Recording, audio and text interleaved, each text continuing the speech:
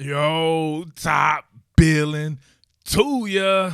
All right, Top Billin, your boy's tripping here because I always laugh every year about this time. People go so crazy over these mock drafts and everything, and they never take into account that free agency is actually before the draft in this particular sport. So a lot of the stuff that you've been thinking for the past couple of months could just be over instantly with the free agent signing. So in the case of them New York Jets, baby, them Gotham Green Gangsters, they went out and signed your man Corey Davis, at least as of now that I'm doing this, right? So obviously I have to go back and update this, but I wanted to get to some film studies on these guys that some of these teams are signing. I'm extremely excited about my man Corey Davis going from the Titans to the Jets. Now, Corey Davis is my favorite wide receiver of this particular free agency class. I remarked before this season that I thought that he was going to have a spectacular breakout year. I could see it boiling with your man A.J. Brown there. I thought that was going to be the duo of the future. One of those duos, like, you're like, damn, can't nobody stop that shit, like John Rice and John Taylor. Or, I'm sorry, like Jerry Rice and John Taylor. John Rice. But, like, you know what I'm saying? Just one of those duos where, like, the guys are actually kind of similar in what they can do, and where it's like kind of like a pick your poison type scenario to where you can stick somebody in there in between those guys, like a slot receiver or something like that. The thing about Corey Davis and A.J. Brown is you can move those guys all up and down the guitar string. It does not matter where they play. They can be as impactful on the inside as an X or at the Z, split in, flanker. It does not matter. Corey Davis is that dude. I'm telling you this right now. This is one of the more underrated signings, just for the fact that I don't think he has as big a name as a guy like Kenny Golladay or Juju Smith-Schuster, but he's as talented as those guys, if not more talented. There's really nothing on the football field that Corey Davis can't do. 6'3", 210 pounds. He has 4.4 speed. He has sticky-ass hands. He can leap, get it off the top shelf. His change of direction is nasty in his transitions. He's physical as all get out. He's a refined route runner. He just needed to have put it all together. I thought that coming out of Western Michigan, he could be slow out the gate just from the change in competition going from Western Michigan to the NFL. But if you saw and you watched this kid in college, I remember covering him, I want to say in a bowl game. I think they played against Wisconsin or something. But anytime Western Michigan would play those big teams, Corey Davis couldn't be fucked with. He was unfuck-wittable. And to me, it showed itself in this particular last season here, right, with the Titans. So if we look at this right here, he played in 14 games. This was his 1,000-yard season. He missed a couple of games, but he was 16 yards away from 1,000 yards. He had a 15 average there, 65 receptions on 92 targets. We know what the Titans are about. It is a run-first team. That's why it makes sense for the Jets, the 49ers of the East. If they're going to be implementing something like that, you would go and get somebody from a run-oriented team like that, because that's what the Jets are going to be. There's a lot of carryover from what Arthur Smith was doing with the Tennessee Titans and what Mike LaFleur is going to want to do with the New York Jets, right? Wish there was a statistic here that could show like blocking and everything, because he had to do a ton of blocking. Maybe I'll show that here in the film study, a little bit of that. But he gets after in the perimeter on the inside with his blocking techniques, stalk blocks, just flat out friction on friction blocks. It does not matter. But you can see right here, man, he was slow out the gate, 375 yards. The second year, he looked very good, 891 yards.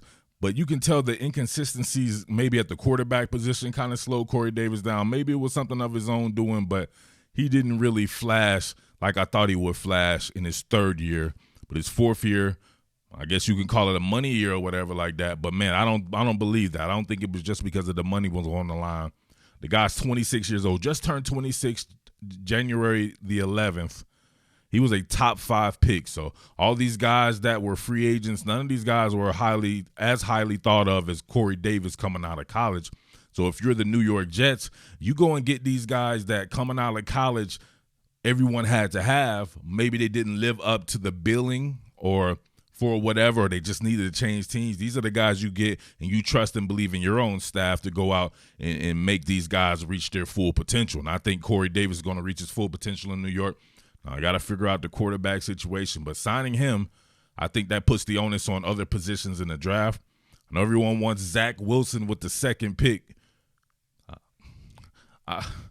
If I'm being honest about the situation, whatever way they go is cool, right? It doesn't matter to me. I would stick with Sam Darnold. I know you got to pay Sam Darnold, but guess what? You got to pay every quarterback if they're good. If he's not good, there are plenty of quarterbacks coming in the subsequent drafts. I've detailed that. You just go up and down my channel here. I'm showing guys that are coming over the next couple of drafts. Guys that are as talented as Zach Wilson, if not more talented. Spencer Rattler, Sam Howell, DJ Uiagalelei in the 2 drafts from now. The kid from Arizona State, Jaden Daniels, JT Daniels from Georgia. There are a ton of quarterbacks coming. You don't have to rush and do that. You want to get your homegrown product, see what he can do. I shudder to think if they had Corey Davis for Sam Darnold out the gate with a Denzel Mims, now you're upping the ante with legitimate physical freak types. Corey Davis and Denzel Mims on the same damn team. Suppose you added in a cat like Kyle Pitts with those guys. You trade it back, or maybe you got an offensive lineman or whatever like that, but just target central Corey Davis, Kyle Pitts, Denzel Mims, Chris Herndon, whoever of those other guys. I don't know, Jamison Crowder or Brett Perryman or whomever. That's what you judge your quarterback by, having that type of talent right there. He never had that before. But that's neither here nor there, man. Matter of fact, I don't even want to talk about that no more, man. We get to that another day. Let's just look at some Corey Davis. What more can I say? Top Billin. New age smash concept here. Kind of outside receiver running a curl, which will be A.J. Brown. So 2-man route combination here to the boundary. You're going to have a hard stem to the inside by Corey Davis. Then he's going to hit the corner. So deep corner route. And he absolutely nails this. Look at the athleticism from this big dude, man. Hard play action, looking like they were working out of their zone concept, which they do. That's the San Francisco 49ers / New York Jets way. And look at that. Muscle relaxing people. Come on, man. You got your big 6'3", 210-pound guy muscle relaxing people in the open field here. Check it out. Looking like they're working from the stretch there. Could be a split zone or whatever like that. You can see him right here. 50-50 situation exchange from the inside here with the safety. Hard stem him, put that foot in the ground. What I tell you about his change of direction, the COD is on point. And I ain't talking about Call of Duty. This is his Call of Duty right here. Look at the separation created here. Come on, man. Social distancing at his best. Ryan Tannehill leads him upfield. Probably could have led him a little bit more to the corner, but it didn't matter. He was able to make the guy miss once, make him miss twice, 3 times a lady. Let's get it. That's hard. Let's check it out from this direction. Hard play action. See him lead him upfield. It was. He made the adjustment on the catch first and foremost. Look at that. Look, he's running to the corner initially. He's tracking like hot damn.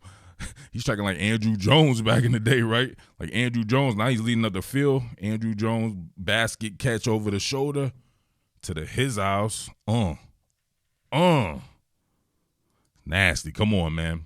In the New York Jets uniform, shit going to be hard. All right, here's your man Davis right here.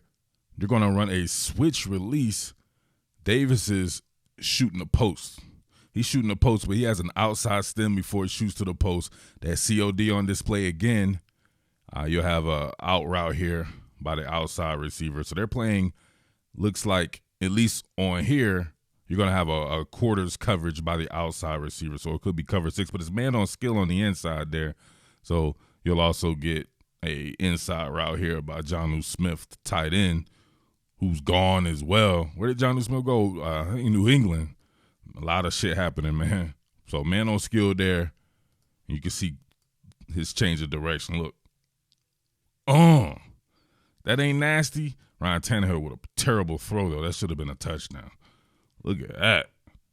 Just want you to pay attention to a big man running like this. Pushing it vertical. Because I always tell receivers, push that shit vertical and really sell it with your eyes, your shoulders, and everything.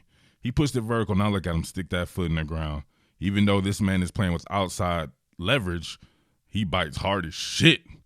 Bites hard, gets spun around, right? He probably supposed to have help on the inside to his credit there, but the safety's occupied. If Ryan Tannehill could have put it up, That would have been a touchdown there. But you can see right there, he's a hard man to corral. Big dude running that damn fast, man. He's a freak, man. I'm telling you. Quick curl route here, right? Remember, Mike LaFleur.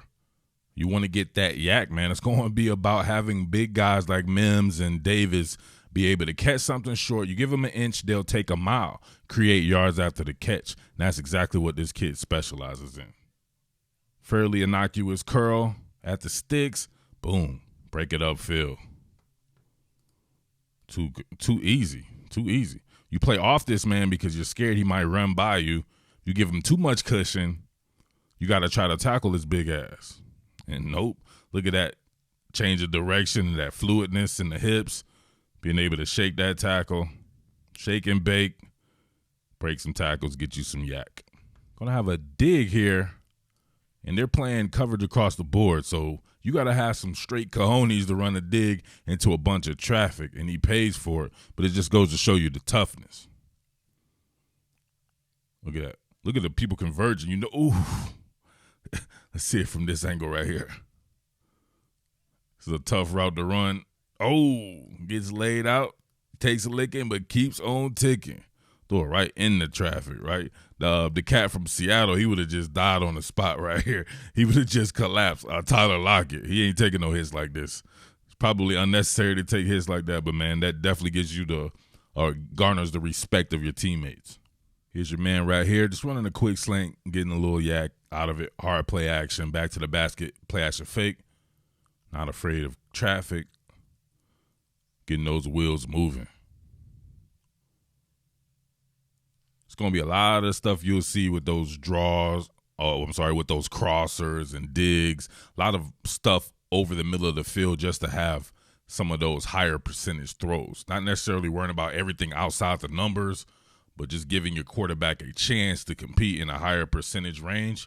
That's how you make it easier for your quarterback and allow for these guys to do a lot of the heavy lifting for him as well.